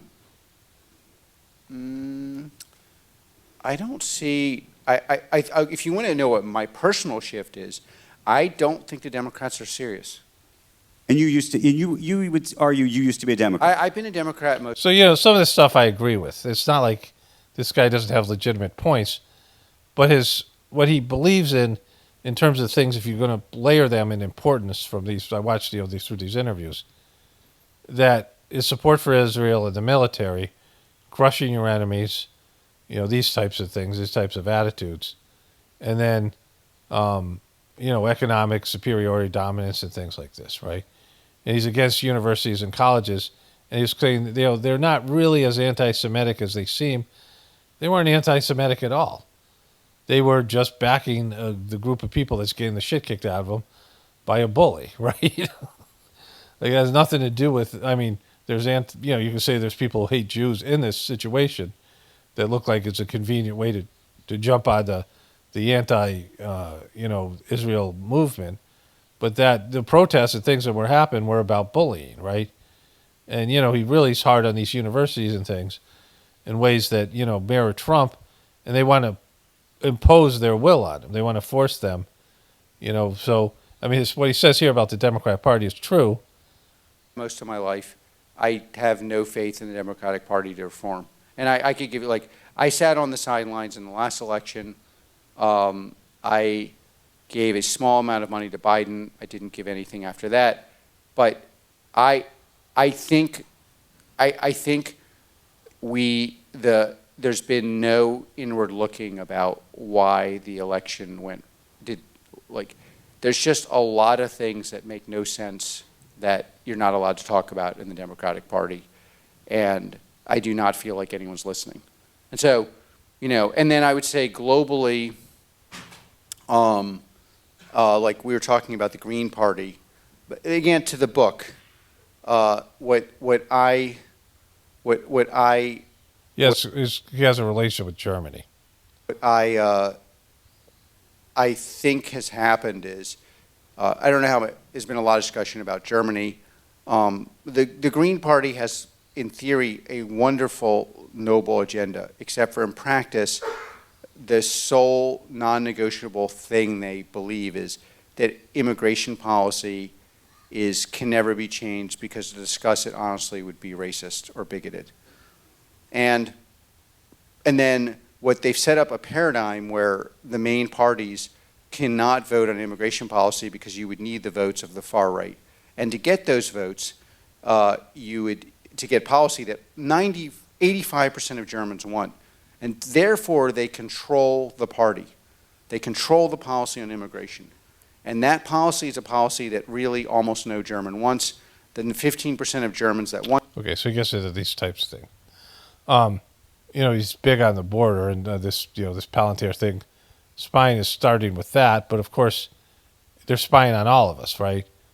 You can't submit to bad shit just because there's alleged bad people in the mix, right? They're saying, no, we're just going after the bad people. Well, that's what you're saying now, right? But it's a way to get this behavior to give up. You give up your rights so we can spy on these bad people, or we could get rid of, the Al Qaeda. Or we could get, this is how they always do these things, right? This is,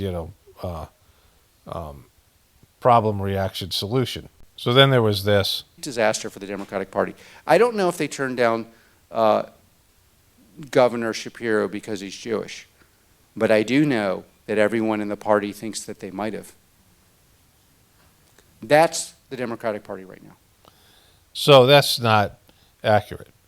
He was called Genocide Josh. And so if this guy was being honest, again, this is this victim consciousness bullshit, right? Persecution shit. So Josh Shapiro went in for Israel similarly, not as bad as Fetterman did. And he was Jewish on top of it. So the Democratic Party needed young voters. And they wanted Josh Shapiro. They were going to pick Josh Shapiro because he was better than Tim Walz, a better public speaker. He had that fake Obama cated shit that he did. And Pennsylvania was a more important state. Again, a state that Trump won. But the young people that were upset about the Palestinian genocide nicknamed him Genocide Josh. And so if they lost those voters, Kamala lost anyway. And so, she was going to lose, right? But, this depiction of what happened in the Democratic Party was that he was a liability amongst voters they needed. They needed young fucking voters, right? And if they took him, he would have been better than Tim Walz, who was weird, and his weird fucking wife. I'm glad they took, Tim Walz because we wouldn't have had Gwen Walz, right? But this is this victim consciousness shit. And, it wasn't about him. If he had not come out so strong for Israel, this would have happened. Like, he would have been vice president. Maybe Kamala would have won, right? But he did, and he got the nickname Genocide Josh, and that fucked him. And I just want to add this here. He makes a big deal about the Democrats not playing to win. That whatever virtual signaling and all these other things he talks about, European stuff, to lose and stand up to the powers that be or whatever it is. But ultimately losing, which he gets into, which he's not into winning or losing, he's into domination, this weird statement he makes later on. But, bringing Josh Shapiro in was a losing move. And maybe even because of his being Jewish, like who knows? Like in terms of, there's prejudiced people out there. And so they already had a woman of color running as the president. It wasn't a winning move. Not that Tim Walz was a winning move either, but it was probably a little bit less controversial and more of a winning move than Josh Shapiro. But either way, they were going to lose. If Josh Shapiro maybe wasn't as bad on Israel and some of these other things, and maybe it was a possibility. But he's saying, these guys aren't winners and I want to be around them. Well, that wasn't a winning move, regardless of why they did it. And because, even if there's some prejudice there, because they pick everything based in demographics. Joe Biden picked Kamala Harris because she was a woman of color. He said, I'm going to make a woman my vice president. And then people of color said, well, why not a woman of color? Because, you're supposed to represent us. Like he said that he came out of Joe Biden was always bragging about coming out of the Black Caucus. So he said, sure, I'll do a woman of color. And he picked Kamala because she was an insurance policy and, all the things that we've talked about before. But we all know the Democratic Party focuses largely on fake, performative, artificial, superficial demographics and representing their their Big Tent stuff that they have to include all these people. That's why Pete Buttigieg is there because he's gay, right? They always look at your demographics and who you represent, and they try to make this coalition just superficially, not based on your work or what you believe in, but based on your superficial demographics. You cannot talk about race and religion every day, all day, and then the person, and then look who they picked in favor of him. Complete joke. It's like, and then, by the way, that's before you get to, there's a gender divide in this country. I can tell you, I did not view their pick as a dude as being very dudely. And I'm just kind of like, so. Yeah, he was gayish, Tim Walz. It is a complete, and don't come to me and tell me I gotta buy into this thing when you're playing to lose. I don't have any interest in it, and I'm not interested, and nor should you guys, especially if you're progressive. You gotta stand up. Like, one of the big lessons in universities is we did not stand up. We did not stand up against these people, and then they're corroding every institution. As a matter of theory, the United Nations should be a great institution. Our universities should be great institutions. Why do we have a legitimation crisis in this country? The part that I think is, as much as I did, I wish I had done more. It's like, and it is not virtuous to accept bigotry and to accept ideologies that can never work, especially when they're intertwined. Okay, let me ask you a question. You were talking about the Green Party, and we're talking about far right. Okay, so let's move forward to the next piece here. Okay, there's this. And this is exactly what the Green Party's doing to Germany. And this is exactly the way the software companies are built. You buy this little thing, it feels like a great ride. The ride is smooth, the technique, it's all great. Oh, wait, so he said something here. This is the thing here. We've done a little better than they have, is because they all fell into this trap. They all built, there was a famous saying in software, which is a little bit vulgar, but it's like, you want the client to feel like they're getting laid while they're getting fucked. And this is this is the kind of attitude, right? Again, this guy's in charge of spying on you, exactly what the Green Party's doing to Germany.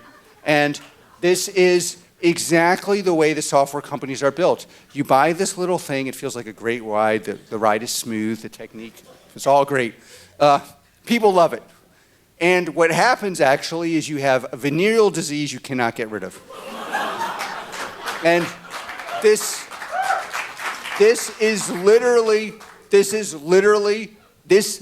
mantra works, is how companies, you were taught to build a company.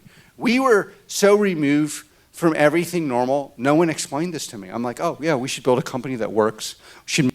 This is how he talks about how he does it so much better.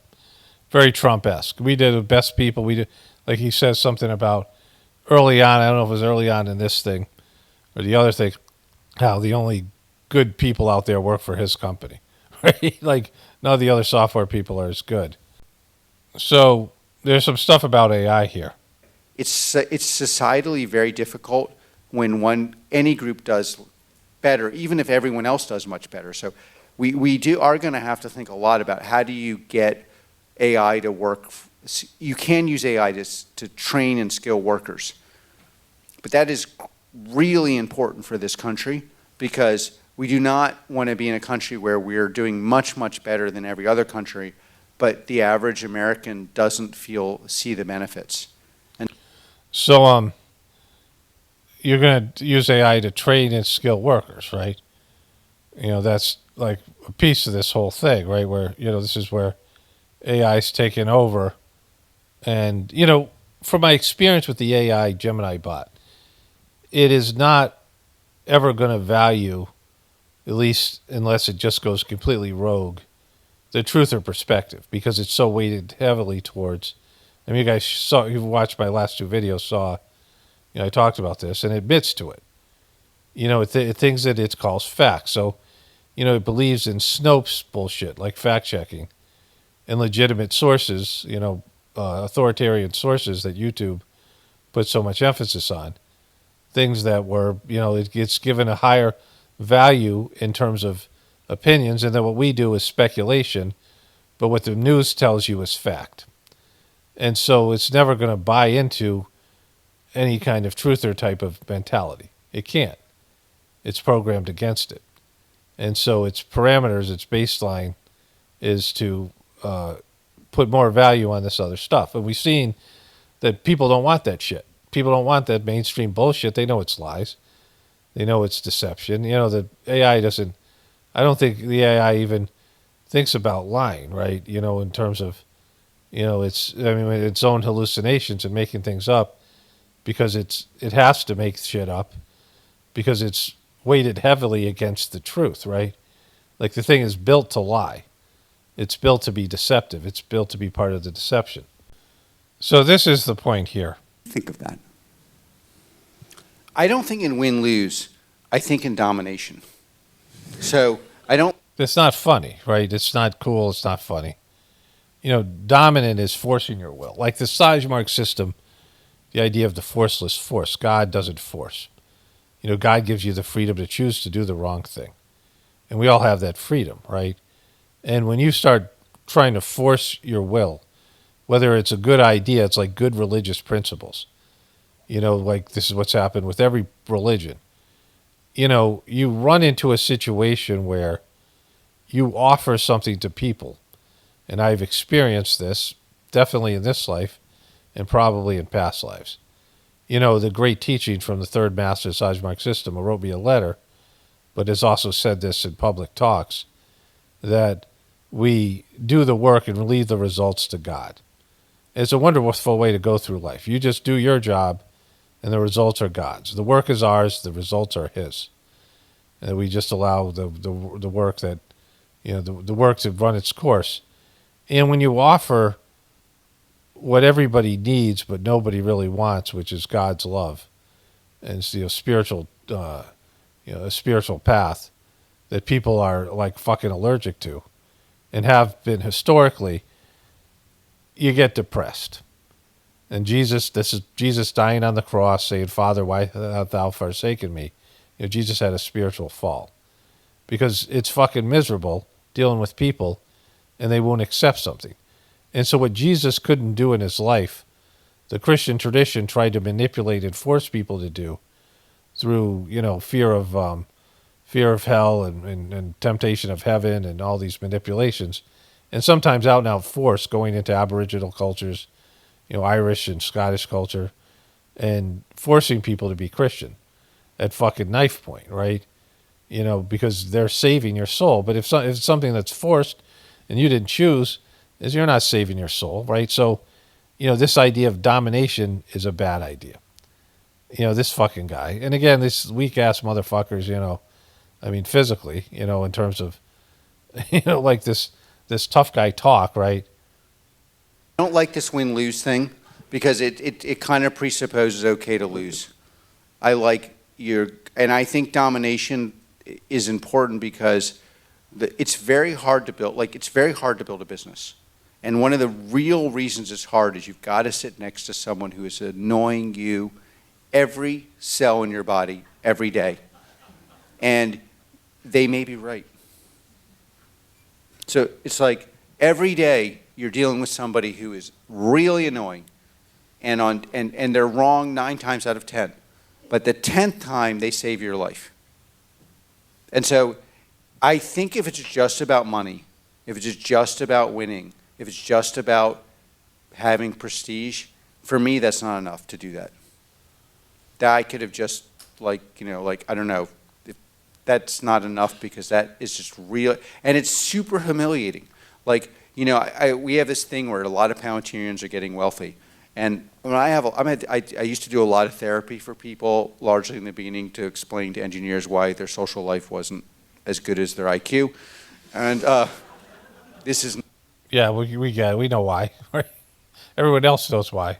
not even like me making it up. It's completely true. It's like, yes, I know you have 180 IQ, but I know they should like you more, but they don't. He's got idiosyncratic movements, right? It's online. But like something, I mean, it's kind of a great problem to have, but like a conversation I've now had 50 times in the last 2 months is like, yes, and the more successful you are and the more money you have, the more humiliation you're going to deal with every day. And the more you're going to feel it. You know, I got these people around me, no one believes it, but like all day, no, you're wrong. Yeah, well, maybe the other left or whatever, however they want to humiliate me. It's a dyslexia joke. It's like, no, go turn the other left. These fucking guys, these weird motherfuckers. But to get important, complicated tech. Like they're not like this. Elon Musk has these weird idiosyncratic movements as well. You know, like they're an alien inside a human body, and they don't really, you know, their gesticulation. You know, like I'm part Sicilian, and I don't really do this, but you know, Italians do a lot of gesticulation with their hands, talking with their hands. Like there was, you know, jokes about it. And when we were in India, they do this head bob. They do this head wiggle. My wife was like fascinated by it. She was like, really, it was like kind of, she thought it was great. But, you know, this is something where he's doing something that isn't what other people do. Like his movements here. He's talking about domination. He's all giddy. So he's excited about this idea of domination, right? You know, that these people are outsiders, you know, that these really smart people. And the problem with really smart people, you know, I have a high IQ, but it's not like that kind of IQ. You know, the people who have really high IQs usually have very underdeveloped hearts and spiritual sense. So they're really smart, but they're all mental. And so, you know, you have to have a balance. You have to have some, you know, deep level feeling and, you know, and then some lower level emotion, like the feelings that you have in your heart are love and compassion and of a spiritual nature. This is where your divinity is. And then you have your gut level base appetites. And, you know, the people here might have some base level gut appetites, you know, anger, fear, sexual desire, you know, consumption, eating food, whatever it is, right? Gluttony, that's where that shit exists in your gut. But you have to have that. That's you know, that's what keeps you alive, right? That's the, you know, your instinctual animalistic behaviors are in your gut, right? Your gut level intelligence. But your heart stuff, very few people have. And these motherfuckers never have it, right? Like the Bill Gates and the, you know, the Steve Jobs and these people, these, you know, these very mental people. And so they don't understand things. You know, oftentimes they're like autistic. You know, Nathan Fielder's stuff, where he's the rehearsal because he doesn't understand what people think and feel, right? They can't read people's body language. They can't understand other people. They have no compassion. They have no connectivity. And so that the only thing they can have is to succeed and then dominate other people using their money and their other, you know, powers that they have, right? This Elon Musk battle with Trump is like that. You know, people that are able to bend other people to their will because they have more money and power than them. But then when they run up against somebody who doesn't give a shit, or also is in the situation they have those kind of weird battles, right? These are people who, you know, can't allow other people to come to things on their own terms. You know, going back to what I was saying about spirituality. And, you know, I mean, in this life, I just don't give a shit. You know, I do the work and I don't care. Like, you know, the stuff I do with Gratefullness meditation, of course, the Sajmark system crapped out with this guy Dodgy. But, you know, people have to choose it. People have to choose to do the right thing. And they're not going to, like, at least right now. The majority of people won't. And even if they do at first, they'll struggle with it. And they'll always be, you know, towing the line, going back and forth, you know, riding the fence. Technical things. And by the way, the other thing is, to make things work, you've got to have your every part of your body and every part of your mind focused on this for like 5 years. Try that. It's really hard to do. And so to organize yourself around doing that, you need a higher purpose. And I also think you often need a lower purpose. Like the higher purpose for me. What's a lower purpose? Well, I love the idea of getting a drone and having light fentanyl-laced urine spraying on analysts who tried to screw us. Like, just that's, like, that's not a good thing, right? This is a guy who's spying on you. You have some vindictive guy who's pro-Israel. He's mad at the universities. He thinks that he's the only guy who gets it right. He's mad at all these other institutions that are all fucked anyway. They all are truly fucked. And he's a guy working for Trump, and he has these kind of vindictive type of situation, right? And so, like, they're laughing, but that's just not cool. I mean, like fentanyl laced. I mean, listen to what he said there. Purpose for me. What's a lower purpose? Well, I love the idea of getting a drone and having light fentanyl-laced urine spraying on analysts who tried to screw us. So that's my lower purpose. And, yeah, but... I mean, and the thing about it is this guy doesn't have a filter. But a lot of these people are very, I mean, there was a point where, I was going through the divorce and I was being ostracized by my, whatever it was, the people that do my meditation. I mean, in sometimes subtle ways, but I was, by the attitude that was people were believing in my ex and whatever. And I was left with the kids, and my ex had just, I mean, the way that she went out, like just so low and just so fucking greasy.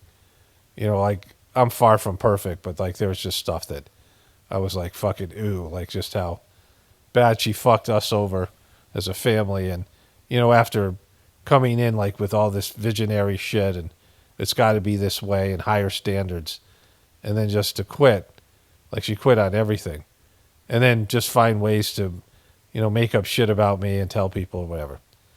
And it was like a competition, like to win the divorce. There's like this, I was saying to myself, fuck all y'all, right? But that, getting motivated for success or anything where you have to, have bulletin board stuff is of a lower nature. It can keep you going, using anger to using whatever it is. But ultimately, that just fades. And then there's the part about being a truther where we're told we're wrong all the time. I just went through with that AI, Gemini thing, telling me I'm wrong in a very subtle way or implying it. And it's every time you turn on the news, every time you talk to somebody who regurgitates mainstream bullshit, you're told you're wrong. And, that sucks. Like it, whatever, it just hammers down on you. And, and I've had that my whole life being dyslexic and seeing things differently and never buying into the American dream or, like, why can't I fit in? Why don't I, why am I like everybody else, right? And so, those things wear on you until they don't. Like, I don't give a shit about that. People are telling me I'm right all the time because I see things way ahead of these other people because I'm not burdened by any of the stuff of worrying about whether if I say something it might be wrong. Of course, I have the divine connection that I cultivate by doing the meditation, so there's a free flow of information from the Ethernet. And I have good pattern recognition, like I call the Elon Musk Trump thing because, that's how Trump's relationships end. I see the pattern, right? And so, but being right doesn't mean anything. Who gives a shit? It doesn't affect anything. I know it's good for making my own decisions. I've made the right decisions, and I am constantly open to God showing me a different way or evolving. Like you can see my content for those people who've been around for a while has evolved over time because I've, embraced the evolutionary, current that's there for anybody. There's some people who make the same bullshit videos they were making 10 years ago. All these right-wing dopes, Trumpers, deep state bullshit, right? And, at some point you got to go beyond that. And even though I knew, like some of the things I was covering was lower level, I was okay with it because, the higher stuff I knew about, but I wasn't, it wasn't fully integrated yet. And it certainly wasn't something that people were ready for. But ultimately, you have to give people the pearls. You have to throw pearls before swine. And they either take it or they don't. There's no domination. There's no force. If you're, working on a truly, an inspired spiritual level, that you present the information. Jesus was giving very low spirituality 101 information, and they fucking crucified him for it. Like, it wasn't even heavy. Like, his stuff isn't that, evolved, or it's not a master's level course in spirituality. It's just the basics. The kingdom of heaven was within. People should wake up they should be born into a civilization where you're taught in the beginning there's divinity within you, and that that there's an internal journey going on, and that God exists inside you. The kingdom of heaven is within. It should be something that right off the bat. And like, I have to say it over and over again, and people still don't get it. Smart people. Like, my viewers are, many times more mature and more smarter, and sometimes an older crowd, people with spiritual tendencies. But, just that for Western people. These other cultures, they grow up with this idea, but they don't really think about it. Yes, it's there, they believe it, but they don't do anything about it, right? They don't cultivate that relationship. And so, this is what I'm talking about with this stuff with Palantir and the rest of it, is that they're trying to force something, this whole right-wing movement, when, you can't do it with force. You got to allow people to choose. And right now, we're going to choose poorly. Right now, people are not going to choose to do the right thing. Collectively, maybe small groups of people. But, even them, going all the way to where you could go spiritually, people will not. At some point, it'll just be like, all right, I've done enough. This is pretty good. That's just how it is. There'll be some standouts. There always is. But right now, people aren't ready for what they have to do to turn this civilization around. And so there has to be things that convince them, and that's the collapse of our civilization. It's very easy. Let me wrap this thing up here. It's one of the easiest things in the world to say people are fucked. And you can get pretty much anybody to agree with that, as long as you're talking about the right group. Sometimes people are hesitant to bring their own group or their own people or themselves into it. But this idea that people are messed up, most people agree with that people are going in the wrong direction. And if you're an older person, you see it on a different level. Young people who grew up in this era, who grew up on the internet and computers, they just don't have a reference point. And they really don't understand their parents at all. It's almost like we're a different species, these generations, that kids who grew up on the internet, they don't even understand people who grew up in the real world. IRL, like it's IRL is, you're from the IRL. We're from the cyber world, so, but even they kind of see that there's, people are screwed up. And it's kind of a badge of honor to be screwed up, right? Remember when the agenda, the gender agenda came in, and these liberal parents couldn't wait to have a trans kid. Like they were trying to push their kids to be trans kid or gender fluid kids or whatever it was, right? They wanted their kids to be something like this. They were like, oh, my son Bobby wore a dress, and then they would try to push, some 3-year-old kid who just puts on his sister's clothes for a second, just innocently, and and then they were trying to claim, all this stuff. And so, people who are broken, being broken's a badge of honor. There was that movie, the Beast movie with that M. Night Shyamalan movie, the original one with that character called the Beast. It was called Split, right? One of the years was the year of the schism. It was the divide between the left and the right, but also in people's internal worlds. And that was the year they started talking about being they, them, right? People all of a sudden were plurals. And being broken was a badge of honor. So we all get that. Like, we all get that people are fucked and we're going in the wrong direction. We all understand that at our own personal level, right? So then it becomes, well, how do we reverse that trend? What do we do? And some people say, well, we can use AI, or we can, make our technology better. Or we could encourage people to go outside, or we can, elect a Democrat instead of Republican, or Republican instead of Democrat. They have all these stupid ideas. But the problem exists inside of you. And psychology does not really help you with your internal world. It can help you understand that you have to change things inside of you, but doesn't do a really good job. I mean, you can be indoctrinated, you can be under mind control, they can do different things to control your internal world, but they don't give you the tools because you have to connect to the divinity within you. You have to find your soul's path, because what's happened is we have a purpose. Each one of us has a purpose, a soul's purpose, and we all at some point or another reject that soul's purpose, and or some part of it, and then it just goes south from there. We get off our spiritual path, and the only way to reclaim your sanity is to find your spiritual path and get back on it. And nobody talks about that, and nobody knows how to do that. Religions particularly. Religions are the worst because they pretend that doesn't even exist. And so, that's what the Sajmark system does, the Gratefulness meditation that we do. And people don't want that. Like, they crave it, but their egos are resistant, because their ego now, who has hijacked their soul's purpose, is going in the wrong direction, and the ego fears extinction. The ego fears death and loss of power and control. And so that's where we are as a species.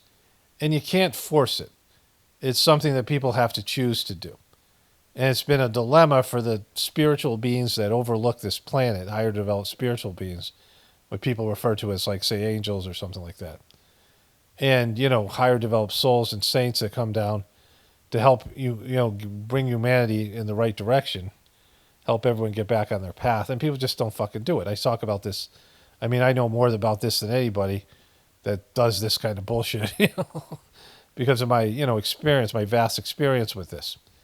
And not just in this life. And and I've accepted it, because there's nothing I can do about it. You can't force people to do the right thing. And, I don't mean about being a good person or being kind or any of that kind of bullshit. I mean, connecting with the divinity within you and following God's orders, regardless of what those orders are, and becoming what you're supposed to become. And people just don't want that. And so all this other bullshit, like these guys, Trump and the rest of these people, they're just taking advantage of people who are fucked and offering them a solution that, is palatable to the palatable to the people, tastes good to the people, because they don't tell them you have to change. And nobody wants to hear that. Like, just look at my viewership, right? So, and when the more I talk about it, the more my viewership shrinks. Of course, that has a lot to do with everything else, but people have to change. There's only one solution. People have to change, and there's only real one way to do that on a deep level, and that's connected to the divinity within you. And the rest of this stuff is just, a part of the horror show. And Trump is, these big ego people are some of the worst, taking everybody in the wrong direction. All right, so let me wrap this one up here. Only spirituality will save this world. It's Paul Romano, definitely important to the apocalypse and the ascension. Everyone have a blessed day and be grateful.